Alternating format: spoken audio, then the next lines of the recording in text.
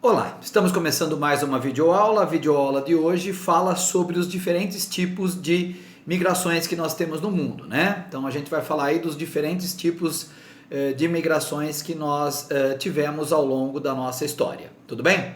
Bom, o que é considerado migrante ou migração, né? Migração é quando há o deslocamento de um indivíduo, né, ou de vários indivíduos de um lugar para o outro. Então a migração ela faz parte inclusive da história da humanidade. Se a gente for pensar que o primeiro núcleo de humanos surgiu na África, e da África nós deixamos o continente africano e nos deslocamos para o mundo todo, a migração faz parte da nossa história.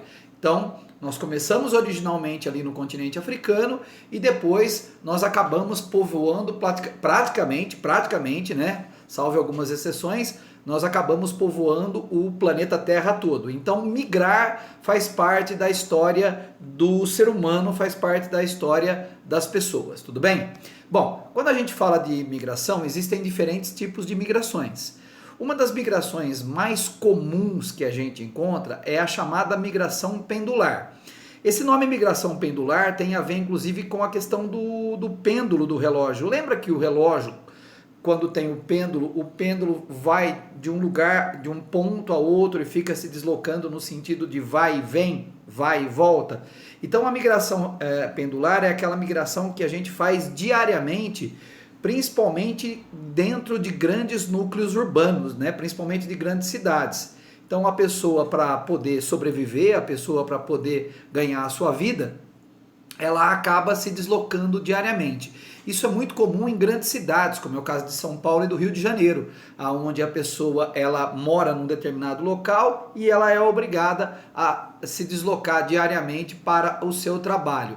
Inclusive, esse tipo de mobilidade, esse tipo de deslocamento, ele leva muito tempo, ele consome muito tempo das pessoas. E isso faz com que as pessoas às vezes fiquem horas, por exemplo, dentro de carros, dentro de ônibus, dentro de trens, para poderem sair de suas residências, chegarem até os seus locais de trabalho, trabalharem e depois voltarem. Esse nome migração pendular tem a ver com isso, então. A pessoa ela sai da casa dela, vai para o trabalho, que às vezes é muito distante da casa dela, por exemplo, em outra cidade, né? Às vezes isso acontece em outra cidade, e depois, ela, no final do expediente, ela sai lá do trabalho dela e se desloca novamente para casa. Então, esse tipo de vai e vem é o que a gente chamaria de migração pendular. Bom, nós temos dentro do país também, né? Nós temos aquilo que a gente chama de migração interna. Migração interna é quando você, dentro do seu próprio país, você se desloca, por exemplo, de um estado para o outro, tá? É bom frisar que no caso do Brasil, todo cidadão brasileiro é livre para ir e vir dentro do próprio território, portando apenas o seu documento de identidade. Então, dentro do Brasil, você pode se deslocar pelos 5.570 municípios sem nenhum tipo de problema, portando um documento de identidade, né? Então, se você mora no estado de São Paulo e gostaria de se mudar para o estado de Minas Gerais, você vai fazer essa migração interna e não há restrição legal nenhuma. Você está amparado pela lei, você pode fazer isso tranquilamente. Isso é possível. E nós também temos a migração externa. A migração externa ela já tem um outro tipo de problema, ela já tem uma outra perspectiva. Por quê?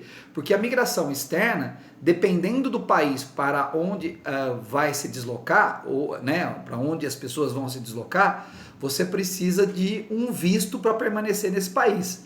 Então, o deslocamento de migração externa, ele pode acontecer, mas seguindo as regras que cada país tem para a entrada de pessoas dentro do seu território. Então tem países que têm uma legislação muito rígida, tem países que têm uma legislação que pega bastante, como é o caso, por exemplo, dos Estados Unidos, que pega muito em cima da legislação das pessoas que vão entrar nos Estados Unidos, e tem países que já têm uma legislação, não vou dizer que ela é totalmente afrouxada, mas ela é uma legislação mais tranquila.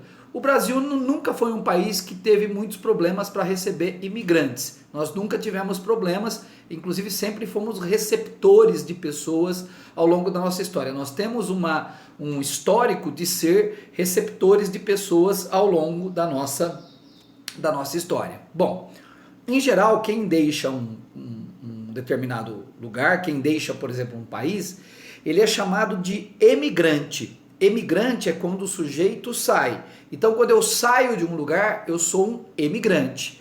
Quando você está chegando num lugar, quando você está chegando, por exemplo, num país, você é considerado imigrante. Então, entenda, você é, ao mesmo tempo, duas coisas. Você é um emigrante porque você saiu e você é um imigrante porque você entrou. Então, você pode ser considerado as duas coisas. Um E saiu, um I você chegou, você é considerado um imigrante. Tudo bem, gente? Então, é possível a gente fazer essa situação aí, tá? Bom, nos últimos anos, há uma situação muito interessante que a migração externa teve um papel muito importante na formação de alguns países. Eu queria citar dois países, historicamente falando, na formação dos países com migração externa. Um é o Brasil e o outro é os Estados Unidos. Se a gente for pensar o Brasil é um país que se formou à custa da entrada dos imigrantes. Vamos fazer um breve histórico de como é o Brasil. O Brasil era um país que era habitado, ocupado por população indígena. Aí, após o descobrimento, começam a chegar os primeiros colonizadores, que eram colonizadores portugueses, que dominaram o país, tá? Depois dessa dominação portuguesa, começa a chegar gente de outros lugares do mundo. É importante frisar que o Brasil recebeu gente de vários países do mundo, como Itália, Espanha. Lembrando que a nossa colonização original é portuguesa, tanto que a nossa língua original é portuguesa. Mas a gente recebeu gente de de Espanha, nós recebemos gente de Itália, nós recebemos gente de Alemanha, né? O último grande fluxo migratório importante que o Brasil recebe é de japoneses aí já dentro do século XX. Então, nós recebemos uma grande leva de pessoas dessas regiões do mundo. O Brasil recebeu gente do planeta todo, do mundo todo. E os negros que vieram para o Brasil não podem ser considerados imigrantes, gente. Aliás, isso é uma regra pelo seguinte: você só pode considerar imigrante a pessoa que veio de livre e espontânea vontade. Os negros não tiveram essa possibilidade, os negros foram trazidos como escravos para o Brasil. Então eles não entram como imigrantes porque eles não vieram de livre e espontânea vontade para o país. Mas quando a gente olha a formação do país, nós temos um tronco indígena, depois nós temos o tronco do colonizador português e de pessoas que vieram de outros lugares do mundo, de várias outras regiões do mundo, e nós tivemos os negros que vieram como mão de obra escrava. Esses três troncos no Brasil tiveram uma miscigenação, eles se misturaram e deram origem ao chamado povo brasileiro. Então o povo brasileiro é a mistura de todos esses grupos populacionais que vieram de todos esses lugares do mundo.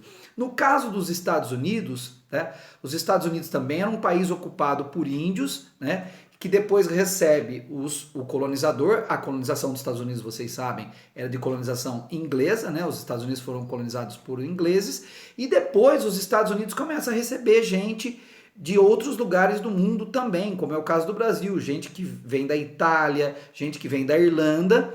E os Estados Unidos também têm a população negra chegando lá, mas num caso muito parecido com o do Brasil, também foram levados como escravos para trabalhar nas lavouras que os Estados Unidos tinham, principalmente ali no sul dos Estados Unidos, nas lavouras de algodão.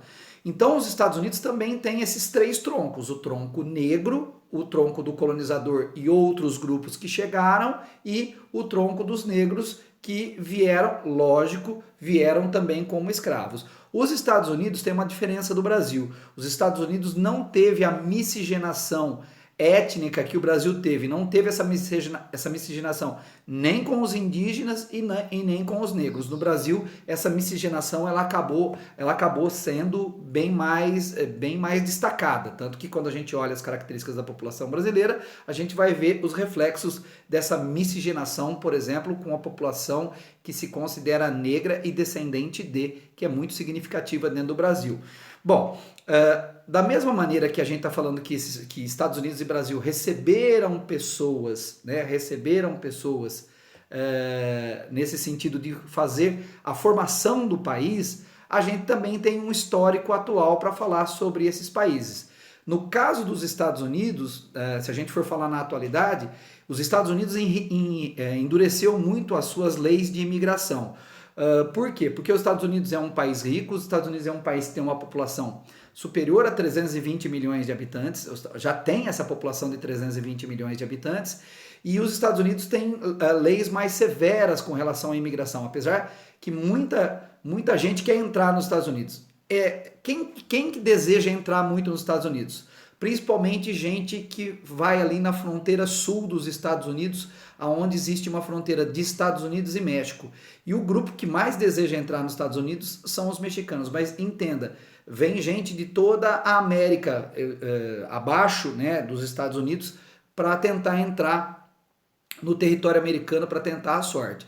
Mas as leis americanas são mais rígidas, a possibilidade de um visto nos Estados Unidos não é simples, ela é bem mais complicada. Tá? No caso do Brasil, nos últimos anos, né, nós estamos numa posição diferente. Enquanto nos Estados Unidos as pessoas querem continuar entrando nos Estados Unidos por conta da economia americana, que é muito forte e oferece muita oportunidade, ou muitas oportunidades, o Brasil já tem uma situação diferente. Muita gente quer ir embora do Brasil, muita gente quer deixar o Brasil e tentar a vida em outros lugares do mundo, como por exemplo dentro dos Estados Unidos. Então o Brasil tem essa característica de gente que quer sair do Brasil e ir tentar a sorte fora do Brasil fazendo isso. Mas lembre-se, também tem gente que quer entrar no Brasil. Né? Nós tivemos o caso dos haitianos que vieram para o Brasil por causa da situação complicadíssima que o Haiti tem, um terremoto e crise econômica.